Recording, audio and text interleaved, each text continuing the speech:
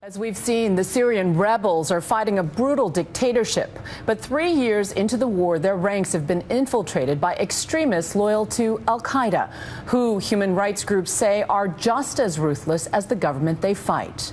And so we turn now to stories sent us by Syrians living inside government-held territory, caught in the crossfire in the mountains above the city of Latakia. As the final notes of the call to prayer that marks each new day echoed through the mountain villages of the pro-government region of Latakia, extremist opposition fighters were secretly advancing. Funded by al-Qaeda-linked groups based outside Syria, it was a coordinated attack on civilians.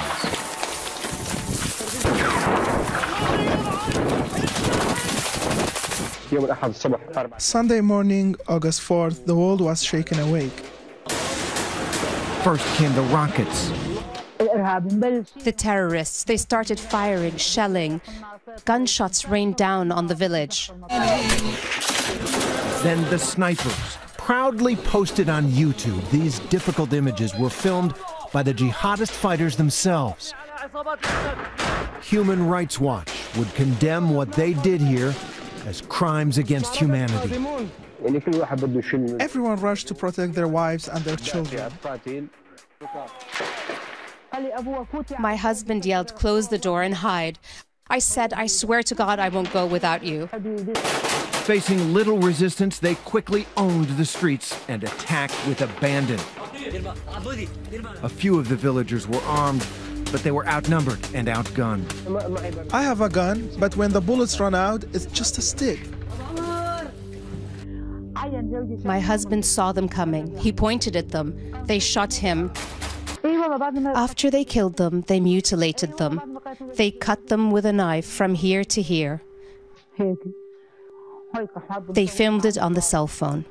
Is there anything more evil than what they did to us?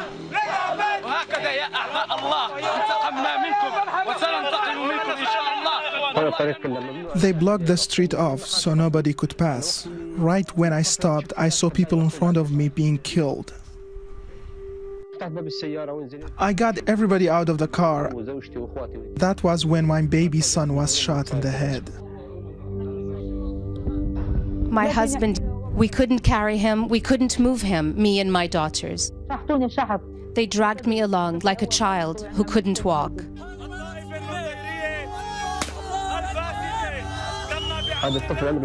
My son is 2 years old. He was bleeding in my arms. What could a child have possibly done to deserve to die? But at the end of that one day, the jihadist fighters had complete control.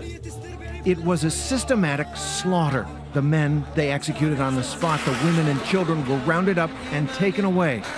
Anyone left alive and uncaptured were fleeing into the woods.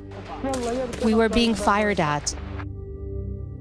I swear, we were crawling, me and my daughters, barefoot and half naked.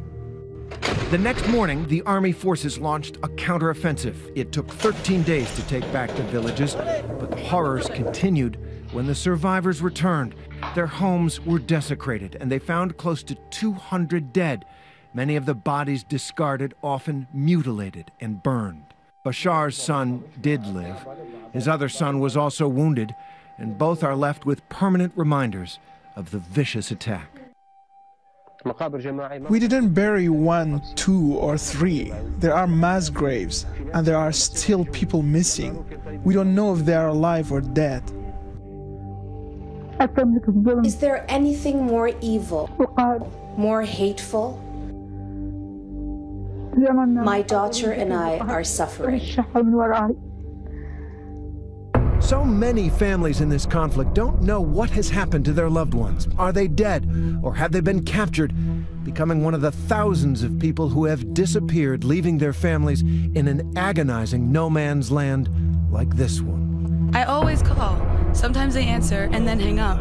Sometimes they don't answer at all. Abu Amjad is desperate to reach his son, last seen here in an image no family wants to see. Posted by his captors on YouTube, the video shows 18-year-old Amjad Khaloof being seized by rebel forces, joining the ranks of thousands of young men who have disappeared on both sides of this conflict. He said, I'm going to go fight. We begged him not to. According to them, he only recently joined a pro-regime militia group. He's a teenager. You give them a gun and they feel all-powerful. An uncle of Amjad's risks reaching across the battle lines to a man who was once a friend, seeking any help from the opposition side. You are my brother with every meaning of the word. If you can help us with this, it's a favor of a lifetime. But for the family, it is hard to hold out hope. I'm afraid that there's no negotiating with them. In recent days, Amjad's family has been torn between demands from his alleged captors for money and the devastating news that he has been killed. Like so many other families of the disappeared, they have no idea what to believe. They, too, are caught in the crossfire. Like our 13-year-old Abdullah, who has had to go into hiding as more extreme Islamic factions, which his family doesn't support, have taken over the opposition movement. There is no one helping the people of Syria, the people of Aleppo, the people in my neighborhood. Every day we have to hide from the snipers and the bombs. And Abu Youssef, who, shot by a sniper, had recovered enough recently to revisit the scene of his attack. There's only that wall between me and the regime army.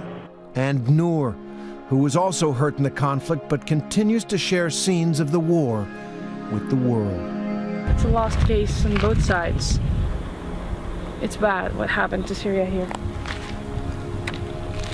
But it's not gonna end soon.